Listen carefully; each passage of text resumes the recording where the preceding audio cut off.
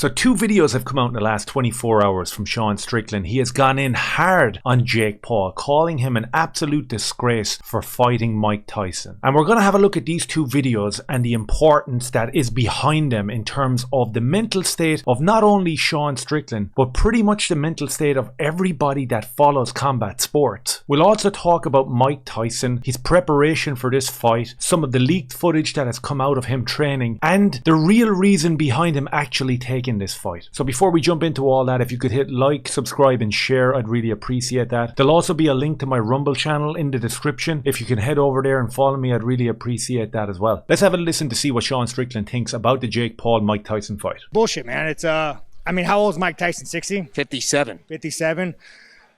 Jake Paul, you are a disgrace of a man. You are the epitome of weakness. You are the scum of the earth. The fact that you even have a platform or anything of that nature is a slight on society. You truly make me fucking disgusted. And if I ever encounter you in real life, I hope that I just don't lose my shit and go to prison. Strong words from Sean Strickland there. He does seem to have a built-up animosity towards Jake Paul, and it's completely understandable. I know that I have gone off on rants in a couple of different videos in terms of Jake Paul isn't as obnoxious as his brother Logan, and that might be true, but I think we can all agree with Sean Strickland when he says that these lads, what they stand for, their platforms, is a slight on society. And we can get sucked into the narrative of Jake Paul is an extremely good businessman. He's able to market fights and himself better than anyone else, and that has to be applauded and looked up to. And that is all true, and you wouldn't be called a liar for saying any of that. But on the flip side of that coin, we also have to look at, with a little bit more of a skeptical eye, what does he produce and what good is he doing society? Because we know that the majority of Logan Paul, KSI, Jake Paul's fan base are kids.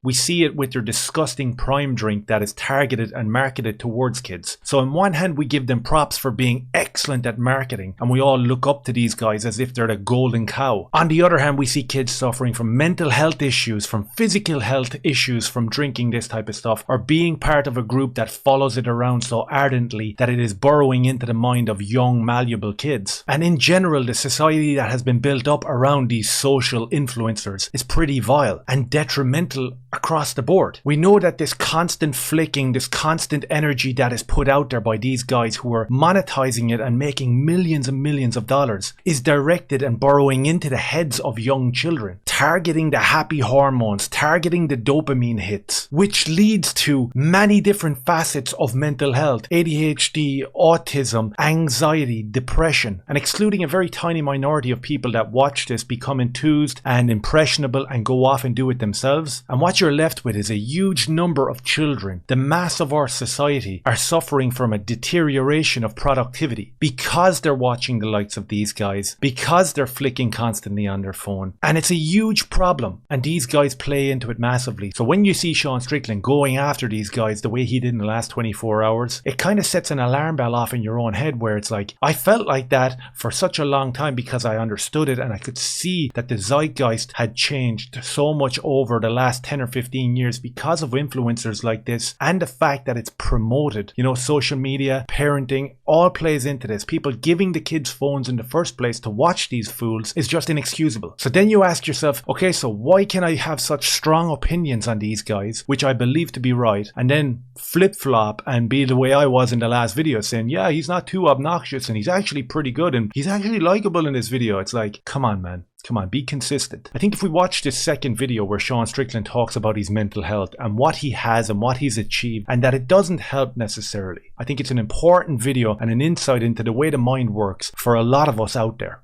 Yo, what guys? Man, all week I've been fucked up, dude. I've been on the Twitter saying crazy shit, just fucking spiraling. I woke up and I told my girl, I was like, you know, babe, I feel like I'm a danger to people. Like, I don't feel like I should be out in the world, you know? And I think that, you know, I have everything. I'm rich, I'm famous, like I have everything I've ever fucking wanted, and I still am mentally unwell. And I get in these like mindsets to where like I want to burn everything down the world. Like I want to have nothing so I can just fucking lose it and just take out everything on people, you know? And I think that like you guys, in a weird way, are like my family. Like I've shared some shit with you guys, and you guys have shared some shit with me that like I feel more connected with my fans than I think most people feel, just because we've gone through a lot together. I want to stop it for a quick second and burrow into what he said there, because reading into it with subtext, money, fame, has everything that he needs and still is suffering with that mental anguish. Thinks that he's a detriment to society, that he wants to go out there and he wants to be angry. I think a lot of people out there that suffer with mental health, that have these highs and have these lows, can relate to what Sean Strickland said here. And even when you're in the best of times and everything is going good for you, you can still feel that anger inside. You can still feel that anger at society, where you just want to go out, you want to scream, you want to fight, you want to do all that. Extremely relatable stuff here. But the question is why? Is it chemical imbalance? That's never been proved. Is it the society that we live in? Very, very good chance that it quite possibly could be that. Eradication of morals and ethics are promoted now. Social media is a place of vile, despotic human beings. Twitter alone is a cesspool. You just need to get away from all that. And as he said here, he goes to the gym. He tries to beat up his friends. That almost exercises the demons within his mind. And I think that there's two things that we should take away from what Sean Strickland is saying here. One is that even though the mind goes up and down and your mental state and your cognitive ability to be positive goes up and down all the time, if you have a gut feeling about someone or something, more than likely you should stick by it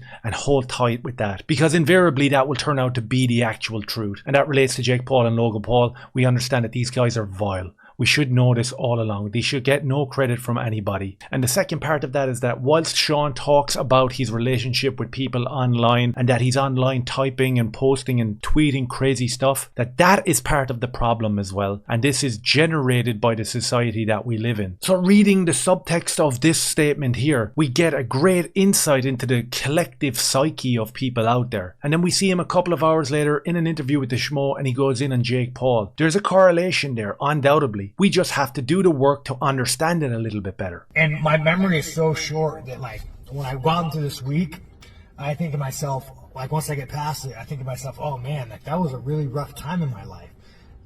But then when I really think about it, this happens multiple times a month, every month, And again, I don't even know why I'm telling you guys this. I've just been kind of going through some shit.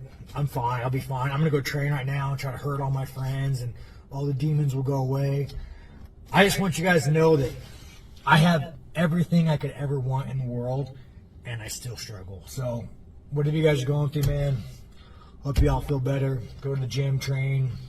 Fucking wish you all the best. And he even says it himself, that the attention span is so bad because of activity on social media, because of constantly having dopamine hits or endorphins electrified by flicking on social media, that he forgets that I was happy a week ago, or that my mental state wasn't great a week ago. And that's what the attack on the mind through social media, through social influencers is all about. I think it's important to read the subtext of these two clips from Sean Strickland. And we also have to look a little bit deeper with the Mike Tyson scenario. Why exactly is he fighting Jake Paul? It's not for monetary gain. The dude is loaded. I think he was worth 200 million. I looked up his net worth there today. Well, maybe it's because he thinks and sees exactly what we put forward in this video. The detriment to society that social influencers actually have. And they need to be stopped. And what better way for them to be stopped than for Mike Tyson to go in there? After seeing his training footage and knowing exactly what type of fighter he has been throughout the years, and putting aside the fact that he's 57 or 58, I think that Mike Tyson understands that if he gets into that ring with Jake Paul and absolutely sparks him in the first round, hurts him, he's not going in there to have a tippy-tap boxing match. He's going in there to hurt him. If that comes to fruition, he's not only achieving the goal that he's still able to do this later in life, somewhere buried in the unconscious part of his mind, he understands that if he goes in there and puts this guy out and finishes him and silences him, that it's not only good for his ego and his achievement, but it's also good for the wide mass of society. These guys need to be put out. They need to be stopped. Crazy rambly video. Let me know your thoughts down below. Hit like, subscribe and share. Cheers.